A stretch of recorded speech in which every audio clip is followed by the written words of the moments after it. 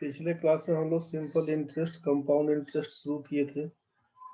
समझाने के लिए आपसे बताया गया था कि सिंपल इंटरेस्ट पर जो इंटरेस्ट कैलकुलेट होता है वह प्रिंसिपल पर होता है, जबकि कंपाउंड इंटरेस्ट में इंटरेस्ट आपका प्रिंसिपल के साथ साथ इंटरेस्ट पर भी कैलकुलेट होता है।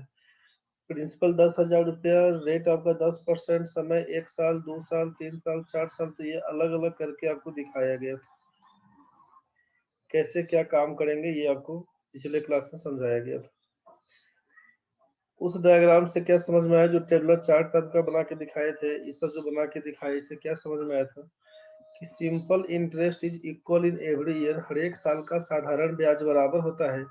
दूसरा पॉइंट लिखवाए थे कि simple interest and compound interest are equal for first year, पहले साल का साधारण ब्याज और चक्रवृद्धि ब्याज बराबर होता है। उसी को यहाँ तक ये समझाए थे।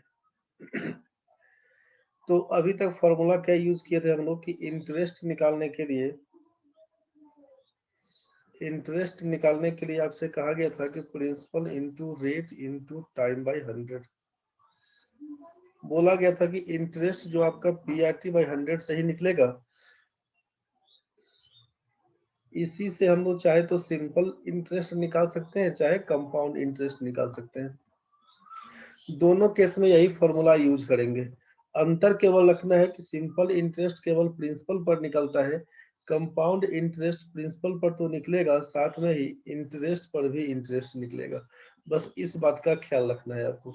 सिंपल इंटरेस्ट में केवल प्रिंसिपल पर इंटरेस्ट निकलेगा, कंपाउंड इंटरेस्ट में प्रिंसिपल के साथ साथ इंटरेस्ट पर भी इंटरेस्ट निकलेगा। अब ध्यान से समझते चलिए।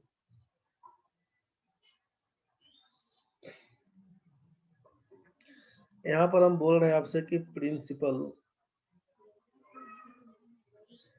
को P से डिनोट कर रहे हैं, रेट परसेंटेज को R से डिनोट कर रहे हैं, और टाइम को हम लोग T से डिनोट करते हैं। सिंपल इंटरेस्ट में कहीं कोई लफड़ा नहीं है। कंपाउंड इंटरेस्ट के बारे में डिस्कस कर रहे हैं। कंपाउंड इंटरेस्ट ध्यान से समझते चलिएगा। जहां भी डाउट्स होगा तुरंत क्रॉस करिएगा, हाथ खड़ा करिएगा, मैसेज छोड़िएगा, हम तुरंत लेंगे लाइन में आपको। अब देखिए, अगर हम आपसे कहें कि ओनली फॉर फर्स्ट ईयर, ध्यान से समझिएगा, ओनली फॉर फर्स्ट ईयर, पहले साल का बताइए, पहले साल का कंपाउंड इंटरेस्ट क्या होगा।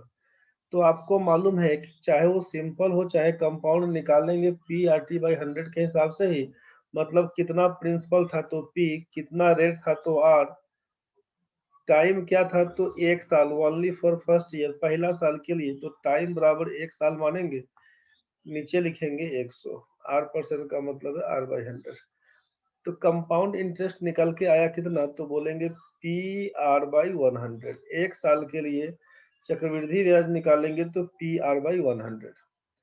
अब हम आपसे पूछे कि अगर आप P रुपया किसी का प्रिंसिपल लिए थे, मूलधन किसी से लिए थे P रुपया, कंडीशन था हम लोगों का R परसेंट के हिसाब से, रेट परसेंटेज क्या था तो R परसेंटेज के हिसाब से आप कंडीशन लिए थे कि 100 रुपया में R रुपया देना पड़ेगा, ये कंडीशन था हम लोगों का।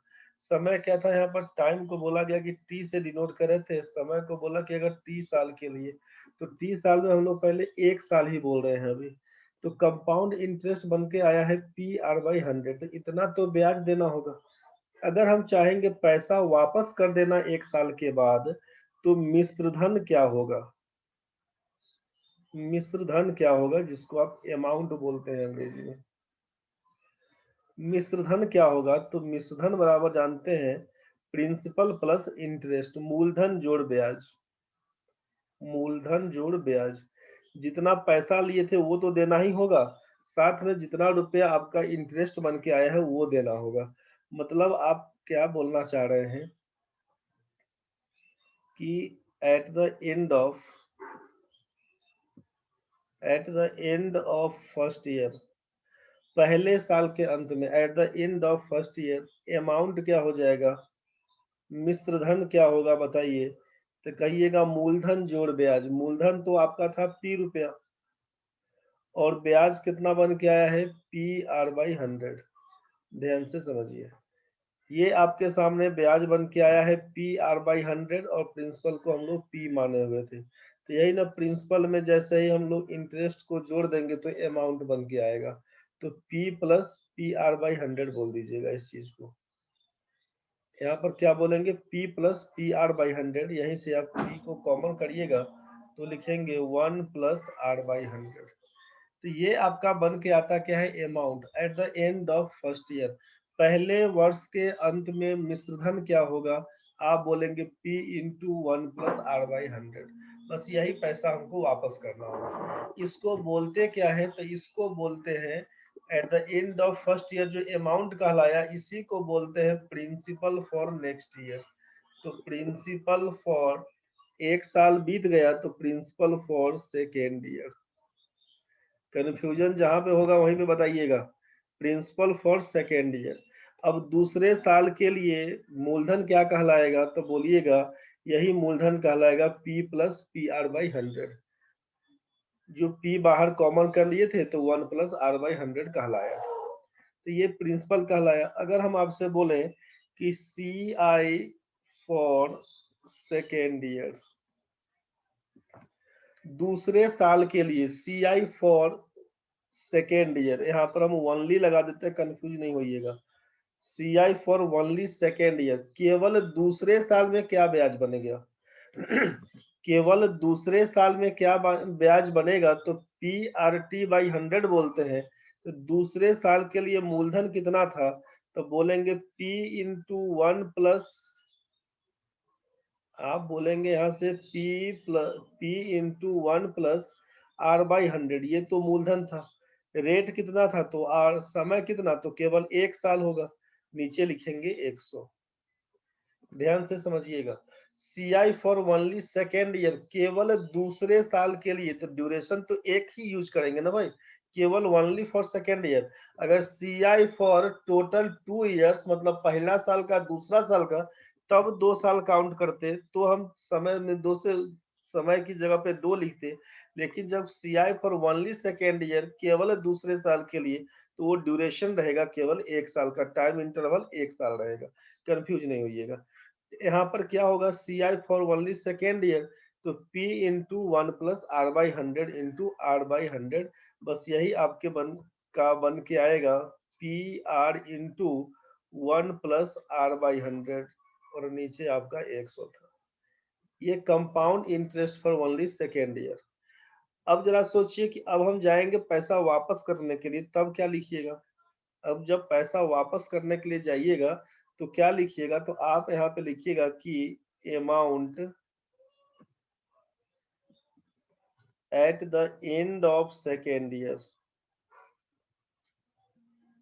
दूसरे वर्ष के अंत में मिश्रधन क्या होगा, तो आप यहाँ पर लिख रहे थे P R into 1 plus R by 100, और बाई होल का 100 दिया हुआ था। यही ना आपका इंटरेस्ट बन के अभी आया था, इंटरेस्ट तो यही बन के आया था। तो ये आपका इंटरेस्ट बन के आया है, और आप जानते हैं कि अमाउंट बराबर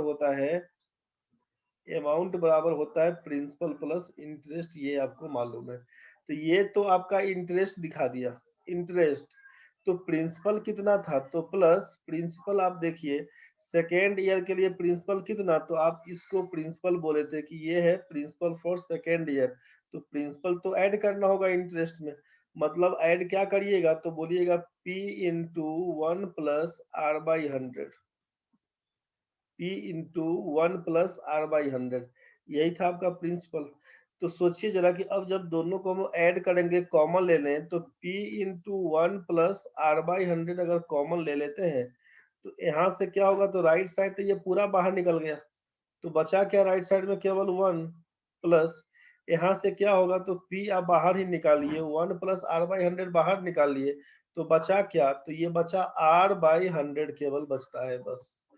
आप बोलेंगे आर बाई 100 केवल बचेगा, इसका मतलब 1 प्लस आर बाई 100 यहाँ पे लिखेंगे। इसका मतलब amount at the end of second year क्या बन के आया, तो P into 1 plus R by 100, 1 plus R by 100, P into 1 plus R by 100 का ये हो जाएगा square, amount at the end of second year. इसी को क्या बोलेंगे तो इसी को जब दूसरे वर्ष के अंत का जो मिश्रधन है वो तीसरे वर्ष के लिए एज ए मूलधन काउंट होता है। आप क्या इसको बोलेंगे, बराबर प्रिंसिपल फॉर थर्ड ईयर।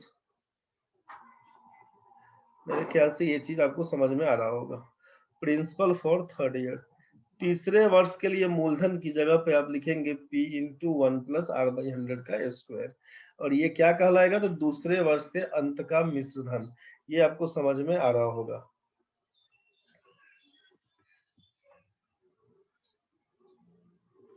दूसरे वर्ष के अंत का मिश्रधन मतलब ये पैसा लेके जाइएगा तो कर्जा मुक्त हो जाइएगा। इस हिसाब का कहानी है प्रिंसिपल फॉर थर्ड ईयर। आगे सोचिए जरा, यहाँ पे अगर लिखता है कि CI फॉर थर्ड ईयर, तीसरे वर्ष के लिए चक्रवृद्धि ब्याज क्या निकालिएगा।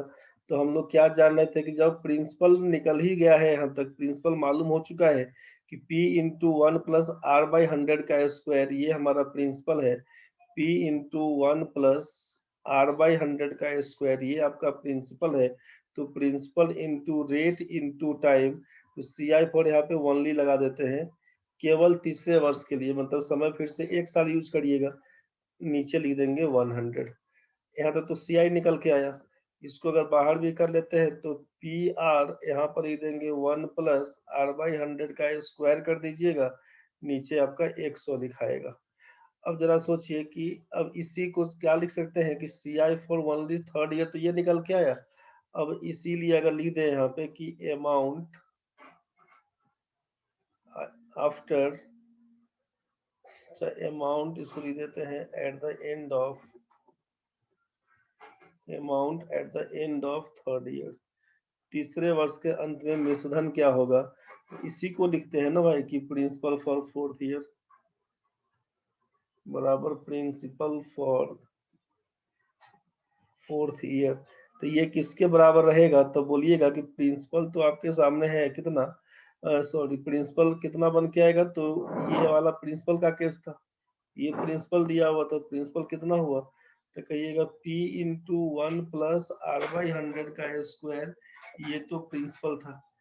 और इंटरेस्ट कितना बन के आया, तो इंटरेस्ट वाला केस ये बन के आया था 3 साल के अंत में, मतलब PR इंटू 1+R/100 का स्क्वायर, R/100 का स्क्वायर, और नीचे में था आपका 100, नीचे में था आपका 100। इसी में क्या करिएगा, तो बाहर कर लीजिएगा P इंटू 1+R/100 का स्क्वायर कॉमन कर लीजिएगा। तो यहाँ से क्या बनेगा, ये तो कॉमन ही हो गया, तो इसमें कुछ नहीं बचा, तो एक बोलेंगे 1+P तो बाहर निकाल दिए, और यहाँ से 1+R/100 का स्क्वायर बाहर निकाल दिए। तो बचा क्या, तो यहाँ से R/100 बचता है, यहाँ से बचेगा आपका R/100, R/100। इसी को क्या लिखिएगा, यहाँ पर दिख रहा है आपको कि ये बचा क्या है, तो ये बच के आ रहा है P इंटू 1+R/100 का पावर 3, तीसरे वर्ष के अंत का ये मिश्रधन है। मतलब ये पूरा देखने के बाद क्या समझ में आया, ध्यान से समझिएगा कि अमाउंट आफ्टर फर्स्ट ईयर, पहला वर्ष के अंत का मिश्रधन क्या कहलाएगा, तो P इंटू 1+R/100, केवल ये कहलाएगा। अब जरा सोचिए अमाउंट आफ्टर सेकेंड ईयर, अगर दूसरा वर्ष में चाहेंगे पैसा सधाना तो क्या बोलिएगा, P इंटू 1+R/100 का स्क्वायर। कर्ज मुक्त होने के लिए इतना पैसा लेके जाना पड़ेगा। अमाउंट आफ्टर थर्ड ईयर, तीसरा साल के लिए बोलेंगे तो क्या लिख दीजिएगा, प्रिंसिपल इंटू 1+R/100 का पावर 3। समझ में आ रहा होगा। तो आपको समझ में क्या आया कि फर्स्ट ईयर है तो यहाँ पर पावर कुछ नहीं, मतलब एक रहा होगा, 2 है तो बाकी 2 है, 3 है तो 3 है। तो इसी तरह से अगर समय हमारा क्लियर नहीं हुआ, समय अगर हमारा क्लियर नहीं हुआ और अमाउंट आफ्टर N ईयर या T ईयर लिखा जाएगा, N वर्ष या T वर्ष, समय जो भी जिसे डिनोट करें, तो क्या लिखिएगा, सोचिए यहाँ पर लिखाएगा कि प्रिंसिपल इंटू 1+R/100 का पावर N होगा तो N, और अगर T लिखे होंगे तो यहाँ पर T लिखिएगा, बात बराबर है। तो अगर n लिख रहे थे तो यहाँ पर n जो फॉर्मूला आप याद किए होंगे, amount after 1 year 2 year 3 year या t ईयर्स, n साल में क्या होगा अमाउंट, तो फॉर्मूला तो सबको याद होगा कि principal into 1 plus r by 100 का पावर n यूज करते थे। अमाउंट आफ्टर n ईयर्स, ये तो फॉर्मूला सबको याद होगा ना भाई, ये फॉर्मूला तो सबको याद होगा कि अमाउंट निकालने के लिए यूज करते थे p into 1 plus r by 100 का पावर n, ये फॉर्मूला सबको याद होगा। और जरा सोचिए कि जब ये अमाउंट है तो आपको मालूम क्या है कि अमाउंट बराबर होता है प्रिंसिपल प्लस इंटरेस्ट। तो जब हम लोग इंटरेस्ट निकालेंगे तो लिखेंगे अमाउंट माइनस प्रिंसिपल, चाहे वो सिंपल हो तब चाहे कंपाउंड हो तब। तो इसीलिए कंपाउंड इंटरेस्ट का जो फॉर्मूला, कंपाउंड इंटरेस्ट में चूंकि काम कर रहे थे तो फॉर्मूला क्या बन के आएगा n वर्ष के लिए compound interest for n years. तो ये क्या लिखिएगा कि अमाउंट जो आपका n वर्ष के लिए अमाउंट है, इसमें से प्रिंसिपल घटा दीजिएगा। तो n वर्ष के लिए अमाउंट कितना बन के आया था, तो p into 1 plus r by 100 का पावर n होगा, और माइनस यहाँ पे p कर दीजिएगा। इसी दोनों में से p बाहर जैसे ही निकालेंगे तो ये बन के आएगा 1 प्लस r बाई 100 का पावर n माइनस 1। बस यही आपका compound interest for n years यही बन के आएगा। n साल के लिए चक्रवृद्धि ब्याज अगर निकालना होगा तो आप इसी का यूज करिएगा, n की जगह पे अपना समय लिख दीजिएगा। n बराबर ईयर्स है 1 2 3, जो भी आपको लिखने का मन है यही आपका ईयर्स चलते जाएगा यहाँ पर। तो ये जनरल फॉर्मूला आपको समझ में आ गया है कि अमाउंट अगर आपसे पूछे अमाउंट मिश्रधन निकालने के लिए कंपाउंड इंटरेस्ट में मिश्रधन निकालिए तो आप बोलेंगे p into 1 plus r by 100 का पावर n, और जब आपसे चक्रवृद्धि ब्याज पूछा जाएगा तो माइनस p जैसे करिएगा तो वैसे ही p बाहर निकल के आ जाएगा। तो ये आपका अमाउंट और ये आपका compound interest, principal into 1 plus r by 100 का पावर n माइनस 1, डायरेक्ट फॉर्मूले का यूज कर सकते हैं। अमाउंट बराबर यहाँ से देख सकते हैं। जब आपको मालूम चल गया यहाँ पे कि अमाउंट बराबर हुआ formula p into 1 plus r by 100 का पावर n, तो जरा इसी को डिराइव करके देखिए, सोचिए अगर अमाउंट बाई प्रिंसिपल बोलते हैं तो आप लिखेंगे 1 प्लस r बाई 100 का पावर n। यहाँ से क्या बोल सकते हैं 1 प्लस r बाई 100 बराबर क्या लिखिएगा, तो 1 प्लस r बाई 100 का मतलब दिखाएगा अमाउंट बाई प्रिंसिपल तो रहेगा, अब ये nth रूट कहलाएगा, nth रूट। समय अगर 2 साल का है तो यहाँ पर स्क्वायर रूट हो जाएगा, समय अगर 3 साल का है क्यूब रूट हो जाएगा, 4 साल का फोर्थ रूट, इस हिसाब से बोलिएगा। यहाँ पर अगर बोलेंगे कि r बाई 100 का वैल्यू कितना, तो लिखिएगा यहाँ पर कि nth root of a by p, और ये बाहर से हो जाएगा माइनस 1। पूछेंगे इसीलिए r का वैल्यू क्या होगा, तो लिखिएगा nth root of a by p, amount by principal minus 1 कर दीजिए और इनटू कर दीजिएगा 100। साइन परसेंटेज का अगर देंगे यहाँ पे तो यहाँ भी लगा दीजिएगा साइन परसेंटेज, r% अगर देंगे यहाँ पर तो यहाँ भी लगा दीजिएगा अपना r%, यहाँ भी परसेंटेज का साइन लगा दीजिएगा।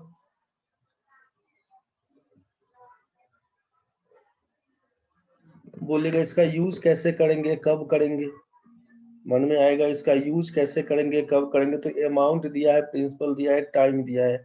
मतलब अगर हम आपसे यहाँ पर कह दें कि प्रिंसिपल है हमारा 10,000 रुपया, ध्यान से समझिएगा, जो पिछला क्लास में क्वेश्चन करवाए थे ना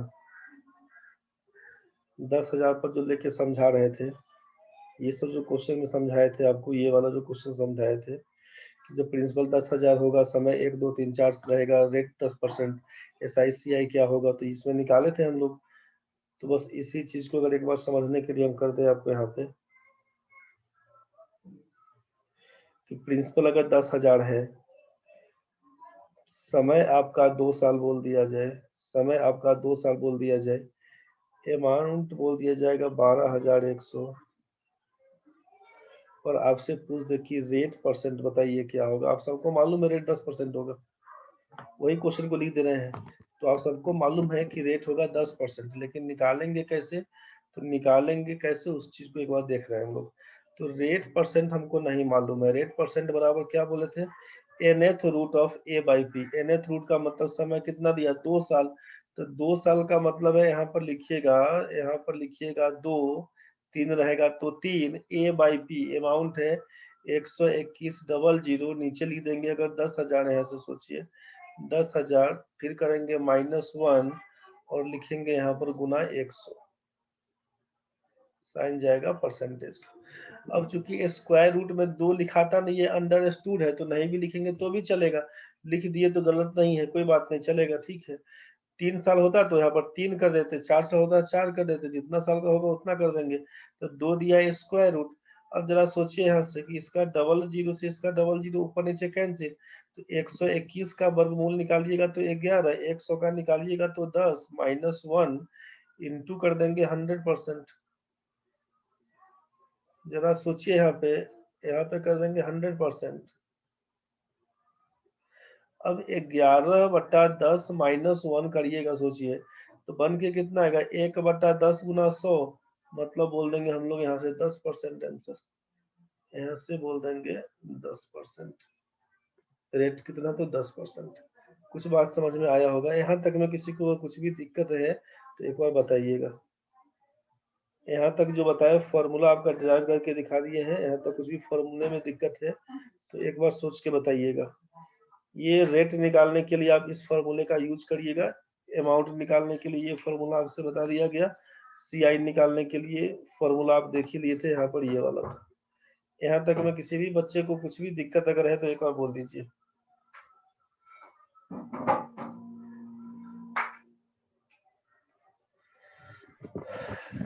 यहाँ तक में कुछ भी नो सर। किसी को कोई दिक्कत नहीं है? बढ़ते हैं आगे तो। नहीं सर, नहीं कोई। चलिए ठीक। यहाँ तक तो कॉमन बहुत कुछ समझ गए आप, बहुत बढ़िया। नोट्स बाद में पूरा तैयार कर लीजिएगा अपने हिसाब से। आप समझिए एक चीज को।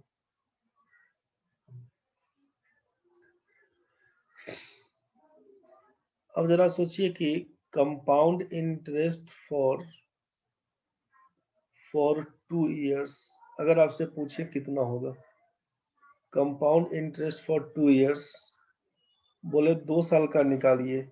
जब हमसे प्रिंसिपल अगर पी दिया हुआ है, सोचिए प्रिंसिपल अगर पी दिया हुआ है, रेट अगर हमारा आर दिया हुआ है, समय आपका टी दिया हो, तो 2 साल के लिए कंपाउंड इंटरेस्ट क्या निकालिएगा? तो कंपाउंड इंटरेस्ट बराबर आपको मालूम चल गया कि फॉर्मूला है क्या? प्रिंसिपल इंटू 1 प्लस r/100 का पावर 2, समय जितना रहेगा उतना लिखेंगे, -1, और ये पी बाहर से रहता है, ठीक है ना। ये कंपाउंड इंटरेस्ट का फॉर्मूला आपको दिख गया। और इसको पहले तोड़ लीजिए, इसको तोड़ेंगे, डिराइव करेंगे तो क्या लिखिएगा? P इंटू, इसको लिखिएगा a प्लस बी का होल स्क्वायर, तो 1 प्लस r/100 का स्क्वायर लिखिएगा तो r स्क्वायर बाई लिखिएगा 10,000। a स्क्वायर 1 का स्क्वायर करिएगा तो 1 ही रहेगा ना, इसीलिए 1 छोड़ दिए थे, कंफ्यूज नहीं होइएगा। तो 1 का स्क्वायर 1 ही रहेगा, प्लस r का स्क्वायर बटे 100 का स्क्वायर कर देंगे 10,000, प्लस तो a square plus b square plus 2ab, 2 into 1 into r/100, मतलब 2r/100, यहाँ पर करेंगे -1। अब जरा सोचिए आप क्या लिखिएगा? तो यहाँ से आपका 1 और ये 1 कैंसिल आउट हो जाएगा, तो लिखाएगा p into R square by 10,000 plus लिखेंगे 2PR/100। ये क्या है? तो CI है कितना दिन का? तो 2 साल का। CI फॉर 2 इयर्स, इसमें तो कोई दिक्कत नहीं, CI फॉर 2 इयर्स। जरा सोचिए अब हम इसी प्रिंसिपल, इसी रेट और इसी टाइम के लिए अगर आपसे बात करते हैं यहाँ पे,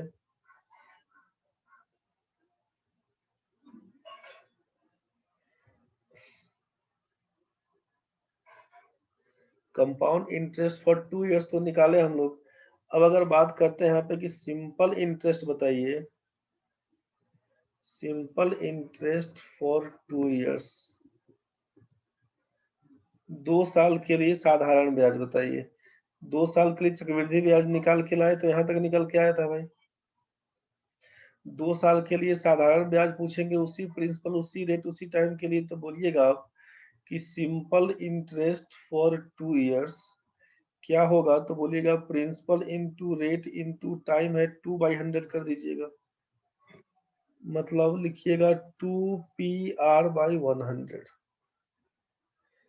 तो ये आपका इधर सिंपल इंटरेस्ट कंपाउंड इंटरेस्ट को इक्वेशन 1 पकड़ा दिए थे, और यहाँ पर सिंपल इंटरेस्ट को अगर इक्वेशन 2 पकड़ा देते हैं, इसको बोलते हैं इक्वेशन 2। तो आपसे बोले कि डिफरेंस बताइए एसआई और सीआई के बीच में 2 साल का, difference between SI and CI for 2 years, 2 साल के बीच। तो अगर हम पहला में से दूसरा इक्वेशन को हटा देंगे तो क्या होगा सोचिए। आप बोलिएगा सी आई माइनस एस आई बराबर होगा, यहाँ पर कितना था हम लोगों का, PR² बटा 10,000 प्लस 2PR/100। लिखिएगा PR² बटा था 10,000 प्लस था 2PR/100, ये कंपाउंड इंटरेस्ट। इसमें से सिंपल इंटरेस्ट घटा देंगे 2PR/100 का, तो आप देख रहे हैं कि ये दोनों आइटम कैंसिल आउट हो जाएगा, तो बचेगा क्या, तो बोलिएगा PR²/10,000 बचेगा। मेरे ख्याल से बहुत कुछ समझ में आपको आ रहा होगा। तो CI माइनस SI को अगर डिफरेंस D से डिनोट करते हैं तो क्या बोल दीजिएगा।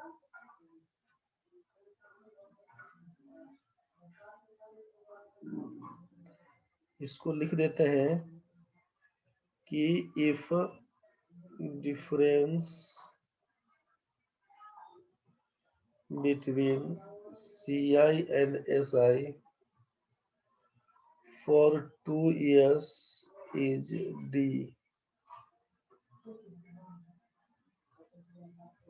then डिफरेंस बराबर क्या हो जाएगा, तो P इंटू R² बाई कर रहे थे 10,000, दैट इज डिफरेंस बराबर लिख दीजिएगा प्रिंसिपल इंटू R/100 का स्क्वायर। ये फॉर्मूला आपको क्लियर हो गया होगा। फॉर 2 इयर्स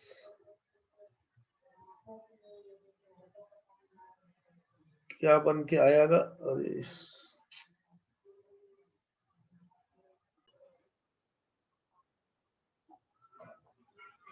वो पेज गायब हो गया, फिर से लिख देते हैं एक बार, ठीक है।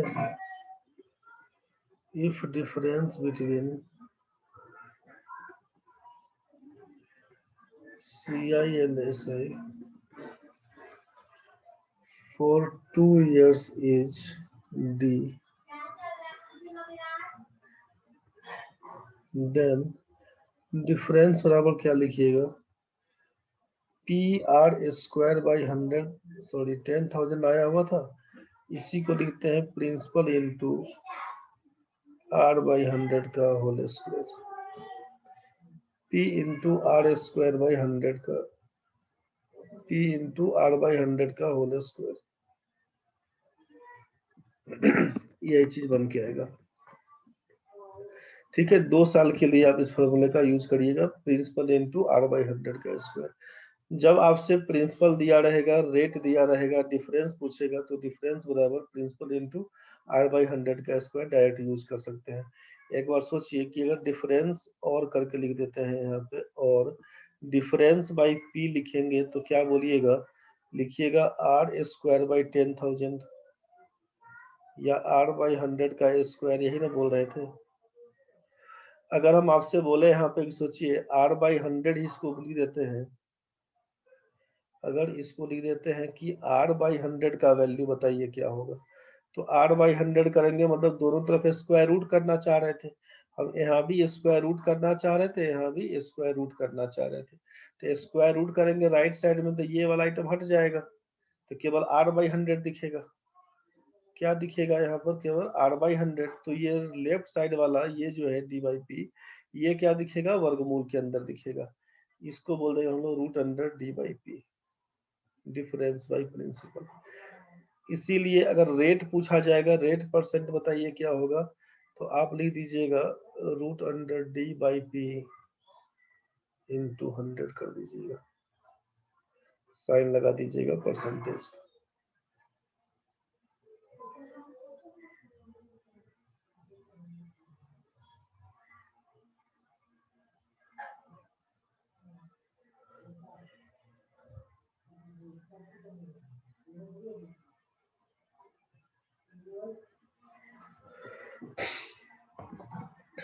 अब बोलेगा ये क्वेश्चन कैसे पूछेगा, ये रेट परसेंट बराबर root under D by P into 100%।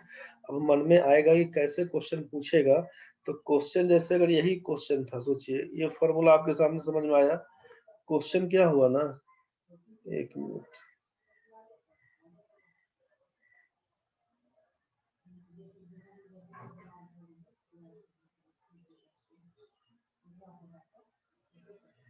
अब आपसे क्वेश्चन कैसे रहेगा, क्वेश्चन में रहा कि if difference between simple interest and compound interest for 2 years on a certain sum of money, पूरा लिख ही देते हैं, ठीक है। if difference between SI and CI for 2 years on a certain sum of money 10,000 rupees 10,000 is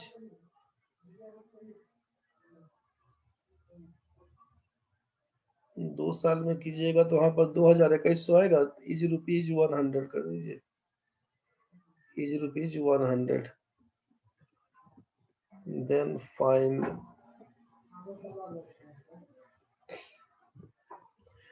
the rate percent per annum, rate percent per annum. Question में कहा किसी निश्चित धनराशि 10,000 रुपया पर 2 साल के लिए साधारण ब्याज चक्रवृद्धि ब्याज के बीच का अंतर 100 रुपए का है तो रेट प्रतिशत ज्ञात करिए। मतलब क्वेश्चन में क्या क्या दे दिया है, दिया क्या क्या है, तो प्रिंसिपल हमको दे दिया है 10,000 रुपया, ध्यान से सोचिएगा। एसआई और सीआई के बीच का अंतर हमको 100 रुपए का दे दिया, और समय हमको बोल दिया है 2 साल का, समय बोल दिया है 2 इयर्स का। हमसे पूछेगा रेट परसेंट बताइए क्या होगा, हमसे पूछेगा रेट परसेंट बताइए क्या होगा।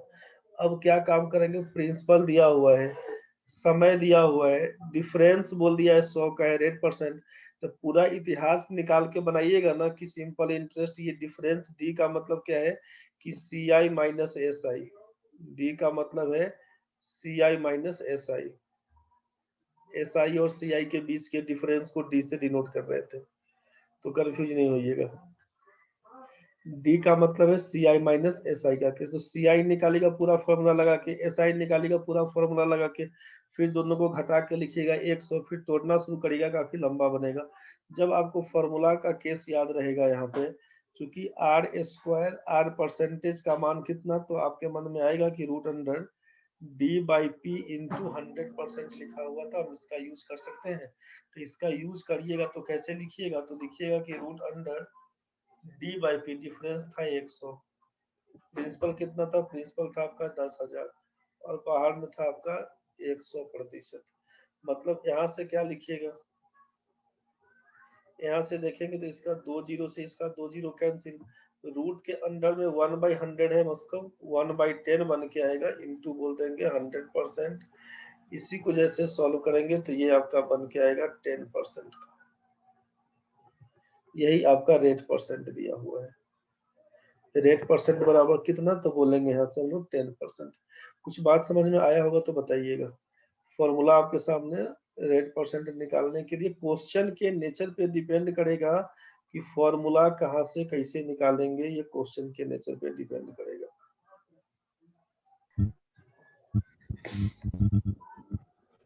चलिए 2 साल वाला केस में डिफरेंस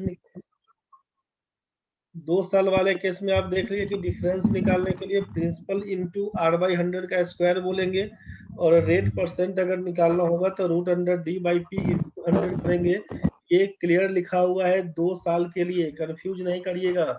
समय दिया हुआ है 2 साल फिक्स कर दिया गया है, यहाँ पर 2 साल फिक्स है। इस चीज को ध्यान में लेके चलिएगा, 2 साल के लिए दिया हुआ है। जब यही 3 साल के लिए होगा तब क्या करेंगे, तो उसके लिए एक बार समझिए।